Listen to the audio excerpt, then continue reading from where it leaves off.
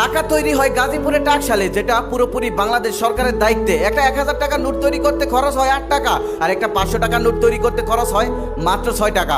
আপনি এখন ভাবতেই পারেন, যেহেতু বাংলাদেশ সরকার টাকা বানাতেই পারে, তাহলে কেন তিনি টাকা বানিয়ে সবাইকে বিলিয়ে দেয় না? সবাইকে বিলিয়ে দিলেই তো সবাই বড়লোক হয়ে যেত, কেউ আর গরিব থাকতো না, আমাদের দেশটাও অনেক উন্নত হয়ে যেত।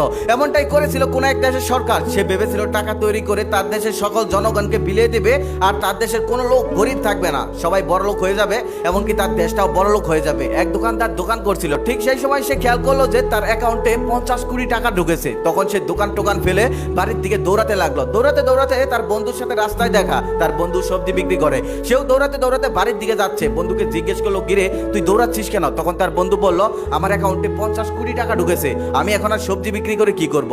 তারপর লোকটা বলল, আমার অ্যাকাউন্টেও 50 কোটি টাকা ঢুকেছে।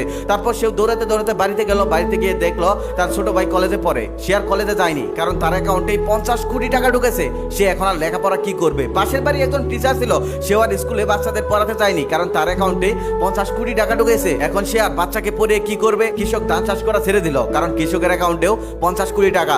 সবজিওয়ালা সবজি চাষ করা ছেড়ে দিল, কারণ তার অ্যাকাউন্টেও 50 কোটি টাকা। গাড়ির ড্রাইভাররাও ড্রাইভারি করা ছেড়ে দিল, কারণ তার অ্যাকাউন্টেও 50 কোটি টাকা। সবাই সবকিছু ছেড়ে দিল, কারণ সবার অ্যাকাউন্টেই 50 কোটি টাকা। এত টাকা থাকতে তারা কাজ করে কি করবে? কেউ আর কাজ করলো না, সবাই টাকা নিয়ে মেতে রইল। তারপর লোকটা বাজার করতে বাজারে গেল। বাজারে গিয়ে দেখলো বাজারে কোনো দোকানদার নেই, কোনো দোকানই খোলা নেই, সবার অ্যাকাউন্টে 50 কোটি টাকা ঢুকেছে।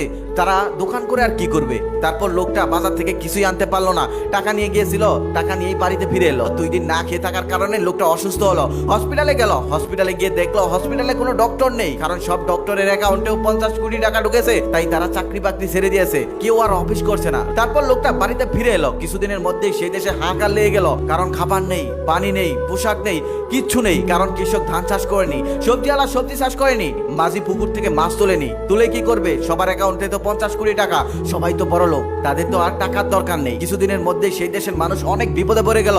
তারপর তারা ওই টাকাগুলোকে অভিশাপ মনে করলো। তারপর তারা সবাই মিলে সিদ্ধান্ত দিল সেই টাকাগুলো সরকারকে ফেরত দেবে। ফেরত দেওয়ার জন্য ব্যাংকে গেল। ব্যাংকে যাওয়ার পর দেখলো ব্যাংকের কর্মকর্তারাও আর চাকরি করছে না, কারণ তাদের অ্যাকাউন্টেও 50 কোটি টাকা, তারাও আর অফিস করছে না। তারপর তারা সবাই ওই টাকাগুলোকে রাস্তায় ছুঁড়ে ফেলতে লাগলো। সবাই বলতে লাগলো, আমার সব টাকা নিয়ে যাও, তবে আমাকে একটু খাবার দাও। তবে কারো কাছেই খাবার নেই, সবাই একই অবস্থা করতে লাগলো। হাহাকার পড়ে গেল দেশে। তারপর সে দেশের সকল মানুষ সিদ্ধান্ত নিল যে আমরা আগে যেমনে চলতাম ঠিক তেমনি চলবো, আমাদের টাকার প্রয়োজন নেই, আমাদের বড়লোক হওয়ার প্রয়োজন নেই, আমরা যেমনি ছিলাম ঠিক তেমনিই চলবো। তারপর তারা সবাই মিলে সিদ্ধান্ত নিল, আমরা যে যা কাজ করতাম আমরা আবার সেই কাজ শুরু করব। তারপর তারা সবাই মিলে সেই কাজ শুরু করলো। আবার আস্তে আস্তে সেই দেশটা আগের অবস্থায় ফিরে এলো। আমরা অনেকেই গরিব ঘরে জন্ম নিয়ে ভাবি, আল্লাহ আমাদের কেন যে গরিব ঘরে পাঠিয়েছে? যদি কোটি কোটি টাকাওয়ালার ঘরে পাঠাতো, তাহলে হয়তো জীবনটা অন্যরকম হতো, অনেক সুখের হতো। কিন্তু একটা কথা মনে রাখবেন, মহান আল্লাহ তাআলা কোনো কিছু এমনি এমনি তৈরি করেনি। আল্লাহ আমাদের যা দিয়েছে সেটাই মঙ্গলের জন্য দিয়েছে, এটা সবসময় মনে রাখবেন। আল্লাহ তাআলা মানুষকে টাকা দিয়ে পরীক্ষা করেছেন, আল্লাহ তাআলা মানুষকে গরিব বানিয়ে পরীক্ষা করেছেন। দুনিয়াতে বেঁচে থাকতে হলে সবারই প্রয়োজন পড়ে। ধনীরা না থাকলে গরিবরা থাকতো না, আর গরিবরা না থাকলে ধনীরা থাকতে পারতো না। দুনিয়াতে প্রত্যেকটা মানুষের অবদান আছে, তা আবার সমান। তাই ধনীদের উদ্দেশ্যে একটা কথা, গরিবদেরকে ফেলনা মনে করবেন না, আর গরিবরাও বড় লোকদেরকে হিংসা করবেন না। মনে রাখবেন, পৃথিবীতে বেঁচে থাকতে হলে সবাইকেই একসাথে কাজ করতে হবে, একসাথে থাকতে হবে, সবার সমান অধিকার থাকতে হবে।